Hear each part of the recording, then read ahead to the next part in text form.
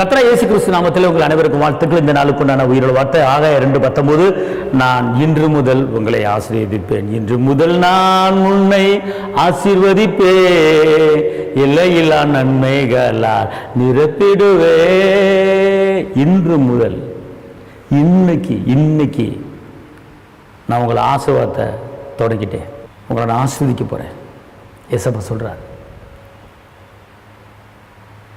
சுகத்தின் ஆசீர்வாதம், சமாதானத்தின் ஆசீர்வாதம், இரக்கத்தின் ஆசீர்வாதம், தயவின் ஆசீர்வாதம், செழிப்பின் ஆசீர்வாதம் உங்களுக்கு தேடி வரப்போகிறது. இன்னைக்கு அற்புதங்களை நீங்கள் பார்ப்பீங்க. ஆபத்து காலத்தில் அனுகூலமான துணையுமான என் தகப்பன் உங்களுக்கு ஒரு பெரிய காரியத்தை இன்றைக்கி செய்ய போகிறார். இன்றைக்கி அநேகர் அடைக்கலம் இல்லாமல் இருக்கலாம், பாதுகாப்பு இல்லாமல் இருக்கலாம். கர்த்தர் உங்களுக்கு ஒரு பாதுகாப்பை தர்றார். எத்தனை வயதானவர்கள் கைவிடப்பட்ட நிலைமையில், ஒதுக்கப்பட்ட நிலைமையில், தள்ளப்பட்ட நிலைமையில், அனாதையாக்கப்பட்ட நிலைமையில் நீங்கள் இருக்கலாம். ஆனால் கர்த்தர் உங்களை பாதுகாத்து கரம்பிடித்து நடத்துவார். அவர் இருந்தவர், அவர் இருப்பவரும் வரப்போகிறமாய தகப்பன் இயேசு உங்களை ஆறுதல் படுத்தி கொண்டிருக்கிறார். கலங்காதிருங்கள். இன்னைக்கு ஒரு ஆசீர்வாதம் உங்களை தேடி வருகிறது.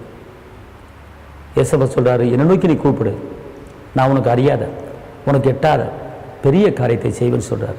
பெரிய காரியம் உங்களுக்கு நடக்க போகிறது. இன்றைக்கி எதிர்பார்த்து கொண்டிருங்க. கர்த்தர் உங்களை ஆசீர்வதிப்பார். உங்களுக்கு நான் ஆசீர்வதிக்கிறேன். தகப்பனே இயேசு மகாராஜா, உண்மை நன்றி உள்ளத்தோடு துதிக்கிறேன், ஸ்தோத்திரிக்கிறேன்.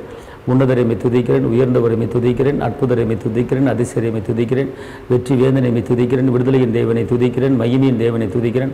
அப்போ அந்த நாளை ஆஸ்வதிங்க. ஆண்டவர் நம்முடைய மகிமையின் காரணம், கிருபையின் காரணம், பலத்தின் காரணம் கூட இருக்கட்டும். இரத்த கோட்டைக்குள்ள மறைத்துக் கொள்ளுங்க. ஆஸ்வதிங்க, பலப்படுத்துங்க. இயேசுவின் நாமத்தில் பிதாவே, ஆமென். கர்த்தர் உங்களை ஆசீர்வதிப்பார்.